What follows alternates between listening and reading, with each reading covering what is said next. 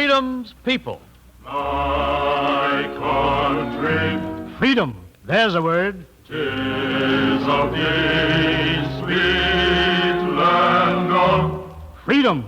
There's a word. Jefferson at Phillytown heard it and then wrote down, all men are created equal.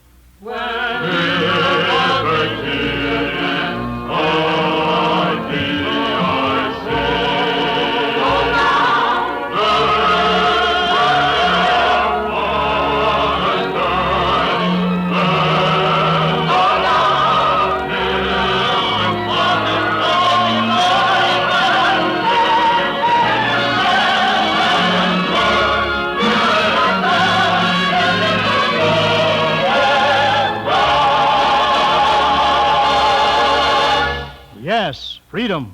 There's a word.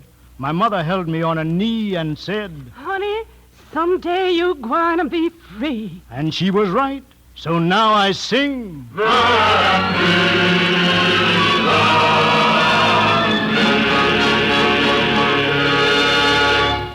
From the old world they came, high with hopes and strong.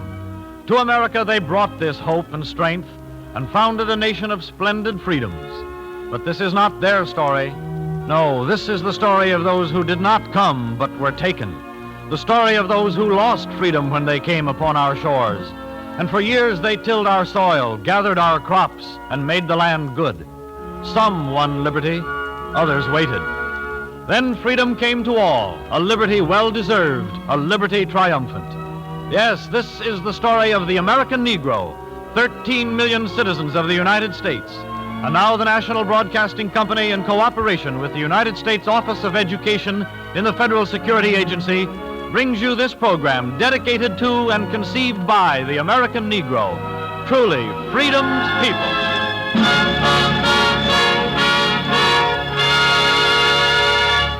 This is the story of a great gift, the story of a rich land further enriched by a bounty of beauty.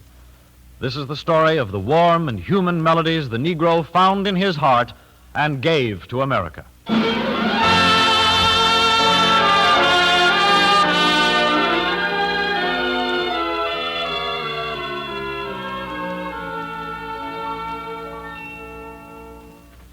gonna sing all along the way. I'm gonna sing. Sure, you're going to sing all day long, waking in the fields. All night long, you're going to sing. Know why? Why? Because singing is a door you can slam in the face of trouble. Because singing is going home. Because singing is any man's right. And you can sing. You bet we can, mister. We can sing fine. Why, my grandfather... I know, and his grandfather, too. All were fine singers, weren't they? And they just didn't open up their mouths and let the music fly. No.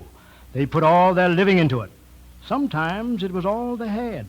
So they put their souls into rhythm, and their hearts into melody, and their songs had the beat of life.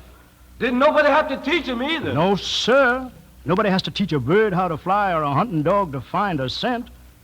Nobody had to teach the Negro to sing. From across the ocean, he brought a rhythm, and from a love of God, he found the words.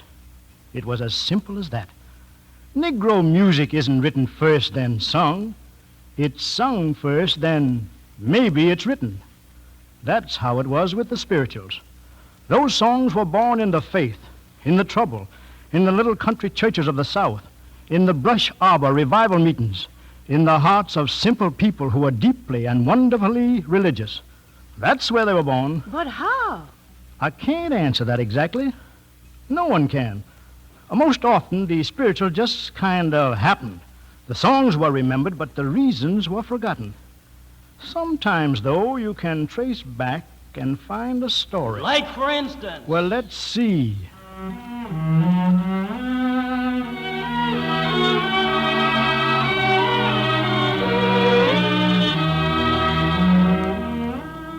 Seems like I remember a story about a spiritual.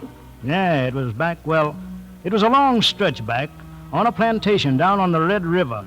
Must have been late in the summer, for the cotton was ready for picking. Listen, have you heard about it? Heard about what, Solomon? Ain't gonna let us do it no more. Ain't gonna let us go. Who ain't gonna let us do what? Go cross the river no more. Ain't gonna let us go cross the river to the mission. What you saying thou, Solomon? It ain't true. True is gospel. Heard it just now. No more going across the river to the mission for church meetings. Well, that's wrong. Wrong as sin. Ain't nothing to do. There is. Is what? Is something to do. Sure there is. There's got to be. John, what you got in your head? Religion. I'm gonna go across the river. They ain't gonna let you go. They ain't gonna let me go, and then I'll go anyhow. I'll just steal away. Steal away? Steal away, John. Steal away to Jesus. Yeah, that's what. I'm gonna steal away to Jesus.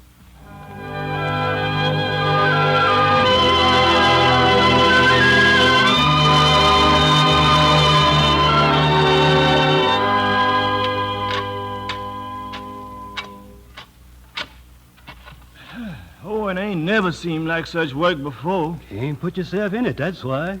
Ain't got nothing left to work for. No more church meetings across the river. Why they do that? Why? Dunno. Nobody know. Nobody even got a right to know. Look, there's old John. What's he looking so glad for? Grinning like he's stuffed full of possum and sweet potatoes. Hi, John. What's he saying? What's it mean?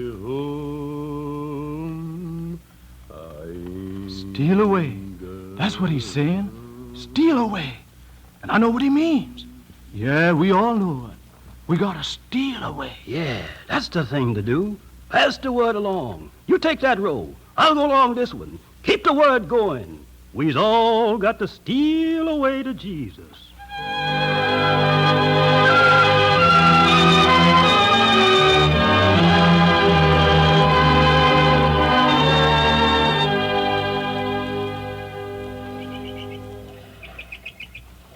I tell you, preacher, it was a miracle of God. I come across to tell you about it. Like fire, across the field it went. Every one a humming and a singing it and passing on the word. Listen, you hear that? That's them. They're singing the song. Listen, preacher, just listen. Praise the Lord. They ain't got no boats, but they's getting across to Jesus. On log rafts and stuffed up bales, they's getting across. Come along there, all of you. Come along. Jesus is waiting. Quiet, John, quiet. They'll hear you across the river. Well, let them hear. Let the whole wide world hear. I's brung my flock to Jesus. Sing it out, lambs. Let me hear y'all sing it out.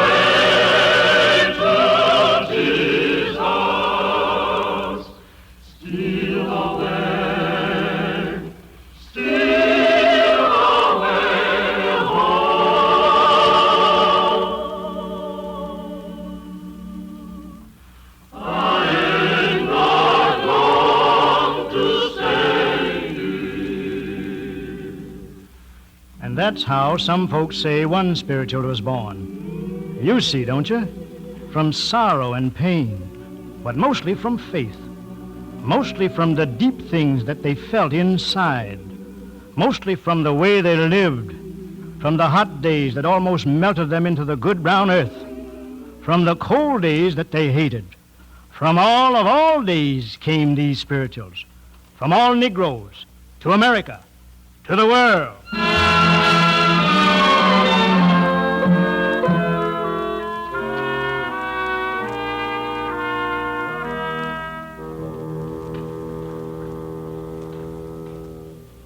I'm working on a building for my Lord, for my Lord, for my Lord. I'm working on a building for my Lord, working on a building too. I'm working. Sure, you're working fine too. Many mighty tall buildings, mighty long roads, mighty strong bridges you've built. Many millions of acres you've planted. And when you work, you sing. Somehow, singing makes the pick feel lighter. The day seems shorter somehow. Singing is a long, cold drink from a shiny tin bucket. For some work, any man might do. For some work, any song might do.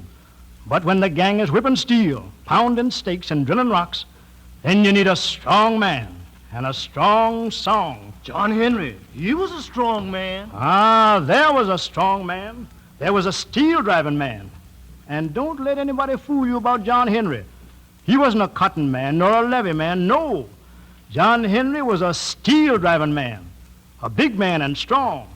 John Henry was a steel-driving man. Challenged the steam drill to a contest, did John Henry? Yes, he did. Yes, he did. Tell us about him, mister. About John Henry? Well, you hear that? That's Josh White. And nobody can tell you the story of John Henry better than Josh here. Nobody. Listen. When John Henry was a little baby, he was sitting on his mammy's knee.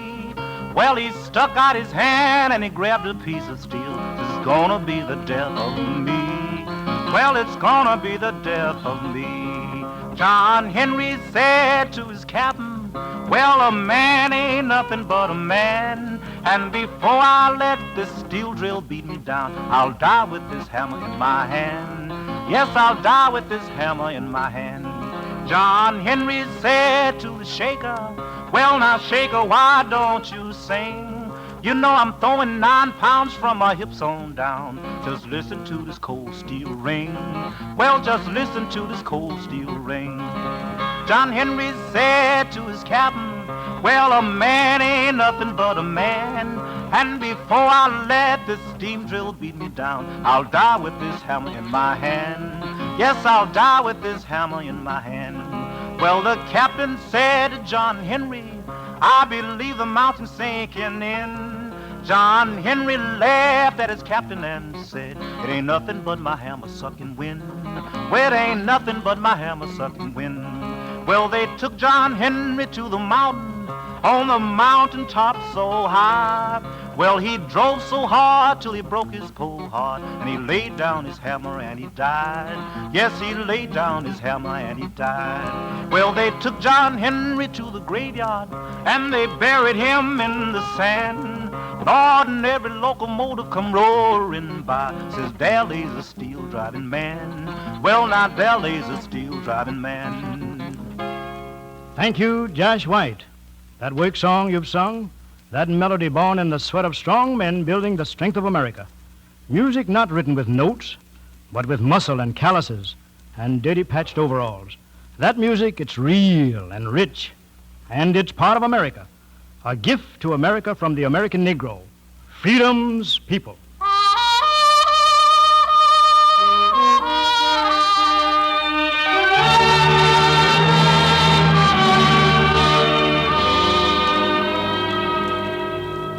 Woke up this morning feeling sad and blue. Lord, Lord, woke up this morning feeling sad and blue.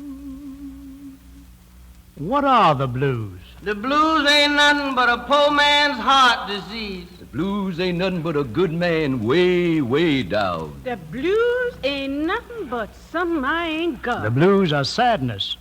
The blues are goodbye. The blues are what we get when we get what we don't want. While the spiritual is the song of God, the blues are just plain folks feeling low down. But I'm not the one to talk about the blues, no sir. There's a man who found the blues stealing through the hearts of the Negro, and he took the blues from the singers of the South and gave them to the world. And here he is, one of the best-loved men of America, William C. Handy.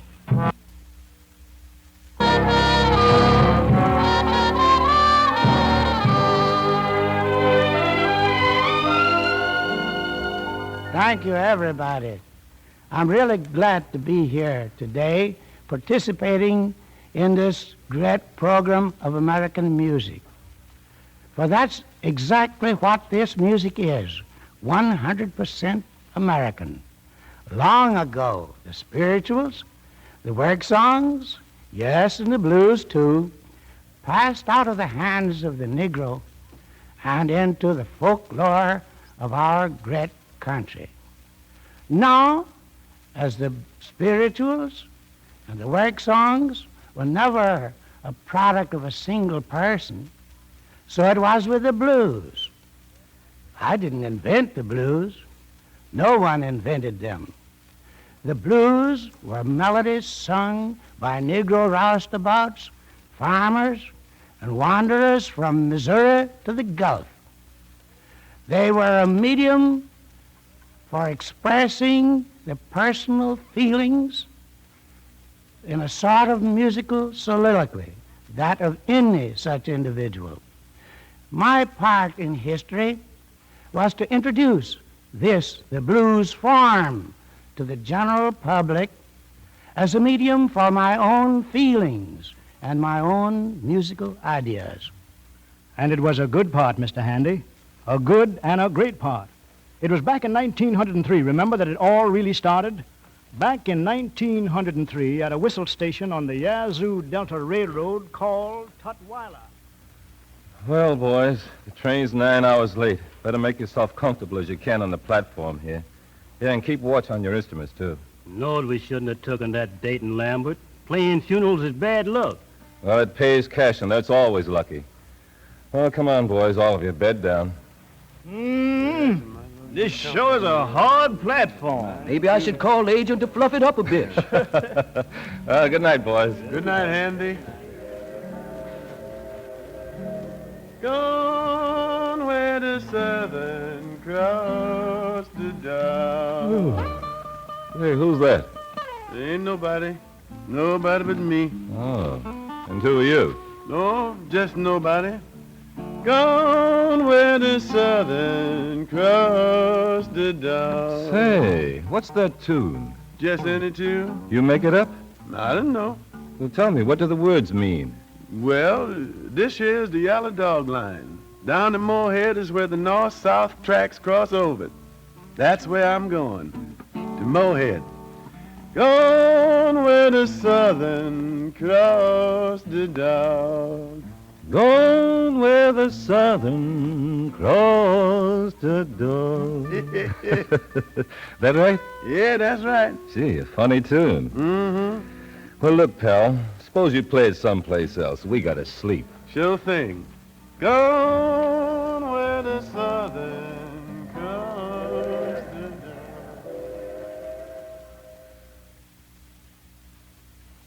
9 hours passed, and W.C. Handy and his band left Tutwiler. But the funny little melody lingered. Gone where the Southern Cross the dog. 6 years passed, and W.C. Handy had yanked up his bootstraps until he was the leader of the outstanding band in Memphis. And the funny little melody lingered. Gone where the Southern Cross the dog.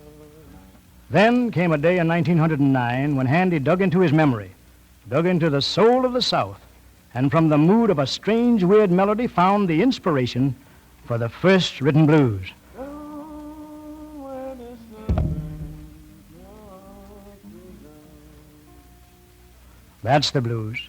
And now a great musician plays a great tribute to William C. Handy, the father of the blues. Noble Sissle and his orchestra, Billy Banks, soloist.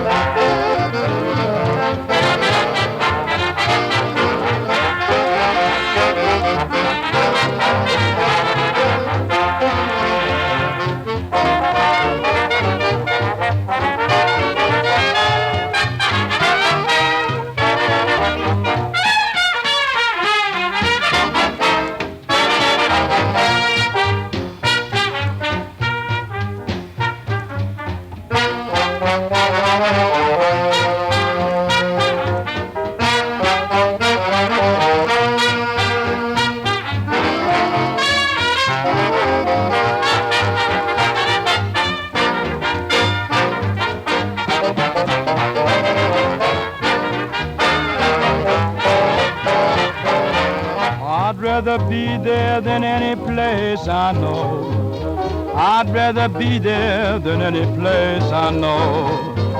It's gonna take a sergeant for to make me go. You heard about Memphis and Beale Street too. Oh, you heard about Memphis and Beale Street too. Now we're gonna leave Memphis, go back to old St. Louis.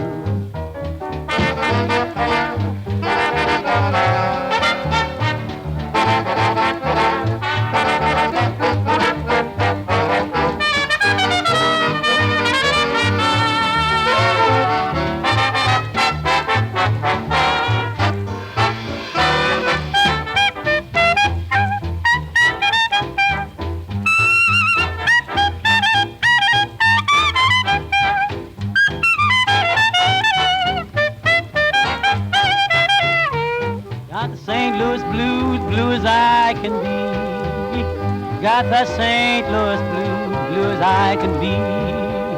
'Cause that gal of mine got a heart like a rock cast in the deep blue sea. St. Louis, man, brother, you blue too? Oh, no. You feel that way too? Boy, this world is full of cold, woman. Brother, I guess we all got it.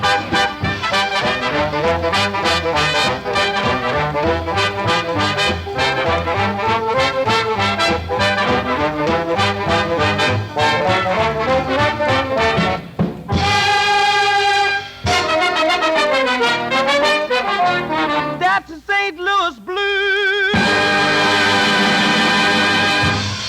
Thank you, Noble Sissle. And thank you, William C. Handy. Thank you for the blues, the haunting heartaches of melody that brought a new song to America. A song first sung by freedom's people.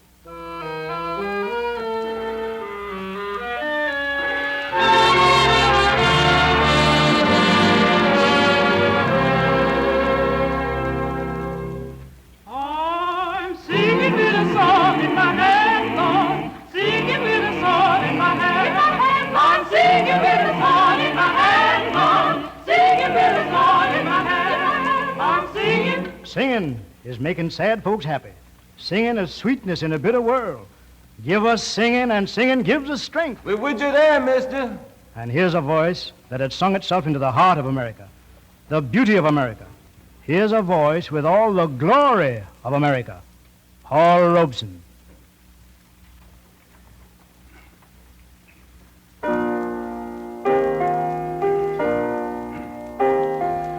No more auction block for me. No more, no more. No more auction block for me. Many thousand gone.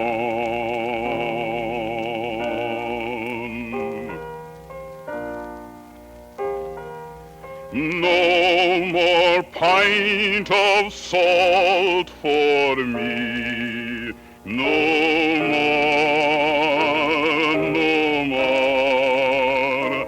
No more pint of salt for me. Many thousand gone.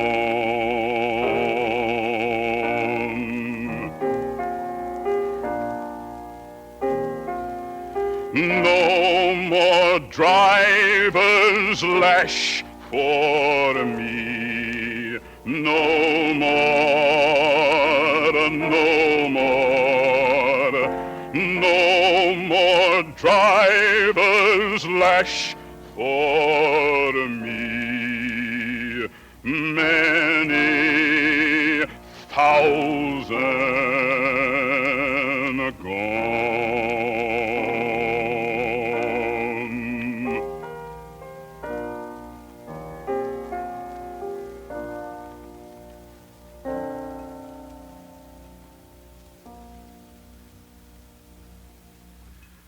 There were spirituals and blues that sounded a note of deep protest. For example, how long must my people weep and mourn? Too long, they've been barely miserin' along. And No More, sung at the end of the Civil War, becomes today a song of protest, demanding that the promise of the Emancipation Proclamation be fully realized. When Dvorak, the great Czech composer, was in America, he said, "In the Negro melodies of America, I discover all that is needed for a great and noble school of music. They are pathetic, tender, passionate, melancholy, solemn, religious, bold, merry, gay, gracious, or what you will." And as our great composer, Mr. Harry Burleigh, pointed out the other night, this next melody was used in the first movement of the New World Symphony. Swing low, sweet chariot, coming for to carry me home. Swing low, sweet chariot, coming for to carry me home. Swing low, sweet chariot, coming for to carry me home. Swing low, sweet chariot, coming for to carry me home. I looked over Jordan, and what did I see? Coming for to carry me home, a band of angels coming after me, coming for to carry me home. Swing low, sweet chariot, coming for to carry me home. Swing low, sweet chariot, coming for to carry me home.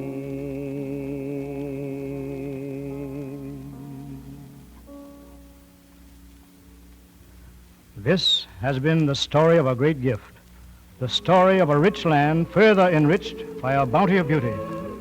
The spirituals, work songs, and blues are not just melodies. They are the deep roots from which have grown a mighty garden of rich and varied music. They are the themes of America's musical genius. They are the music that the Negro found in his heart and gave to America.